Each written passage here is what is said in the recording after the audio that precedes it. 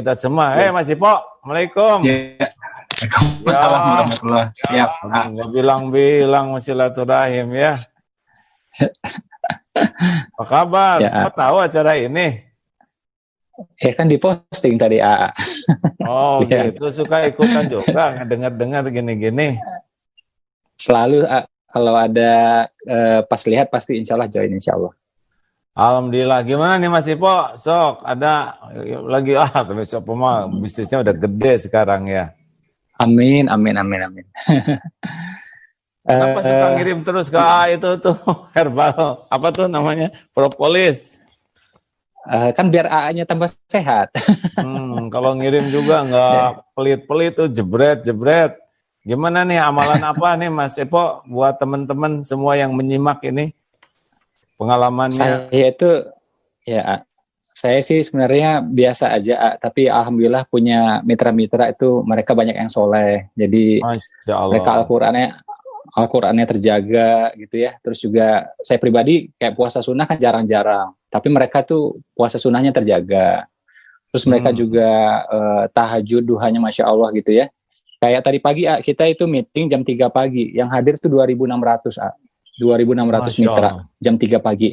Dan kita itu tradisikan tiap hari Senin. Meeting 2.600 pakai Zoom-nya 1.000 sisanya di streaming YouTube.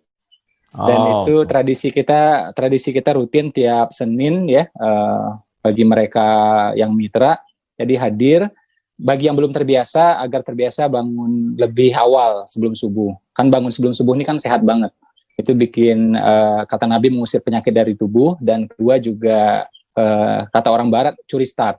Jadi yang lain bangun jam 6 ya, kalau orang Barat gitu ya. Nah kitanya bangun lebih awal 3:30 gitu. Jadi 2,5 jam lebih untung gitu.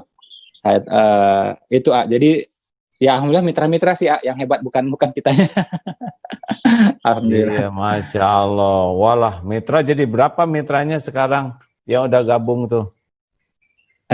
Adalah beberapa. Alhamdulillah. Baik. Apalagi nih Mas Ipo nih cerita dari para mitra yang rezekinya semakin dibuka oleh Allah, mungkin ada hikmah yang bisa dijadikan buat teman-teman.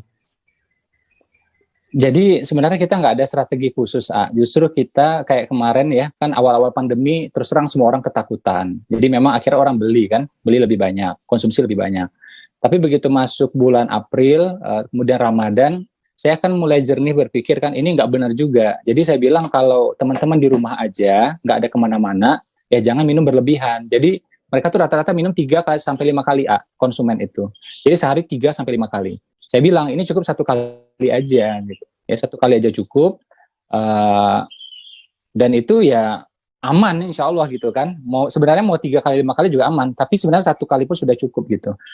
Nah kita ngomong seperti itu apa adanya. Ya ternyata memang sebagian orang mengurangi pembelian ya, tapi akhirnya kita dapat customer baru, orang tambah percaya. Jadi gitu aja sih nggak ada strategi bisnis yang khusus sih, insya Allah nggak ada. Tapi memang kita udah terbiasa sebelum pandemi ini online jadi memang biasa di rumah. Karena mitra-mitra ini juga 60% ibu-ibu, dan data dari kementerian Kementerian Koperasi ya, katanya 60% UKM juga dikelola oleh ibu-ibu. Makanya kami berusaha mengantarkan para ibu-ibu ini kembali di rumah, lebih ramah di rumah. Ya, jadi tugas kita seperti itu. Jadi dengan online itu ternyata bisa. Ya. Memang dengan online ini Masya Allah, termasuk sekarang ceramah online juga di rumah ya. Kalau keluar ya resikonya makin tinggi nih. Jadi Allah menyiapkan teknologi, Allah memberikan wabah ini pasti bukan sesuatu yang sia-sia. Banyak hikmahnya. Juga beruntung sekali nih dengan maksudnya beruntung itu diberi kesempatan waktu lebih leluasa untuk belajar, untuk evaluasi diri, untuk tukar pikiran, syariatnya dengan adanya wabah. Wabah ini adalah saat untuk kita mengasah gergaji lah. Pokoknya mah kalau gergaji semakin tajam, maka semakin efektif gitu ya. Ada saran-saran yang lain nih, Mas Ipo, sebelum kita dengar juga dari yang lainnya. Halo? Mungkin ya, jadi ya seperti bilang ya, jadi pandemi ini membuat kita sadar apa yang benar-benar prioritas. Jadi akhirnya kita lebih memprioritaskan agama, kita lebih banyak berdoa, kita memprioritaskan keluarga, kita memprioritaskan kesehatan. Kalau hari biasa kita lupa, tapi begitu pandemi, saya akhirnya juga invest waktu lebih banyak bersama keluarga, invest waktu lebih banyak untuk agama gitu. Jadi itu sih yang paling terasa pandemi sekarang ini. Pak. Jadi ini bagian dari karunia ya, yang biasanya sibuk kepada Allah serba sisa, hafalan gak nambah, sekarang oleh Allah diberi kesempatan seperti ini, betul? Masya Allah. Pak Faruk, ini ada masalah kayaknya ya, Ruk? Sinyal kuning Kak, izin. Sinyal saya yang kurang bagus ya? Ya, warnanya kuning di sini terdeteksi. Masih juga berarti kuning. ya, saya minta maaf, saya tambah lagi. Oke, terima kasih Mas Ipo ya. Terima kasih Mas Ipo, jangan dulu keluar, nanti tanya lagi. Silakan Pak Faruk, saya ganti internet dulu ya. Siapa? Silakan Mas Ipo dilanjutkan, mungkin share ilmunya. Silakan. Aduh ya, ini rencananya mau dengar pengalaman dari teman-teman ini ya. Jadi saya kan sama A belajar udah lama ya. Jadi kalau A juga nggak ada pakai strategi macam-macam ya saya dalam bisnis. Kita juga berusaha nggak pakai macam-macam lah. Jadi intinya berusaha menawarkan, berusaha ngasih tahu yang baik-baik itu aja ya. Kalau ternyata orang pakai suplemen yang lain ya alhamdulillah. Kalau pakai kita ya alhamdulillah gitu. Kalau orang belinya kebanyakan ya jangan. Ya kalau dia cukup 1 kali ya 1 kali. Kecuali dia keluar rumah. Kalau dia keluar rumah ya sudah kita anjurkan dia 2 kali gitu. Jadi ini sih yang kita iniin ya. Dan alhamdulillah orang malah tambah percaya sama kita gitu. Karena ya apa adanya ya. Karena A juga bilang ya nggak usah strategi banget lah gitu ya. Kalau memang barang bagus mah insya Allah orang nanti percaya dengan sendirinya gitu. Terus juga mitra-mitra ini kan banyak. Dan mitra-mitra ini adalah haus dengan pembinaan. Jadi memang kita setiap hari itu membina mereka. A. Jadi kita bina melalui Zoom ya, melalui grup WA gitu ya. Mereka berharap biar kesehatannya membaik. Mereka berharap biar rezekinya membaik gitu kan. Makanya kita kawal terus. Dan materi yang kita berikan itu sekitar 70% itu adalah non-bisnis, 70% non-bisnis. Jadi kita undang ulama-ulama, ustadz-ustadz juga gitu ya. Hakim juga waktu itu pernah sekali alhamdulillah ya. Jadi 70% itu materi tentang parenting, tentang keluarga, tentang anak, tentang agama, tentang fikih sholat ya, fikih wudu dan semuanya. Nah, sekitar 30%, 35% barulah materinya tentang bisnis gitu.